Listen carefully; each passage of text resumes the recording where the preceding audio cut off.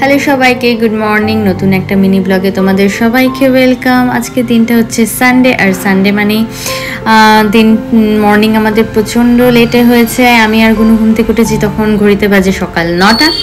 তো ঘুম থেকে উঠেই এই দৃশ্যটাকে একটু ক্যামেরাবন্দি করলাম এবং তোমাদের সাথে শেয়ার করলাম।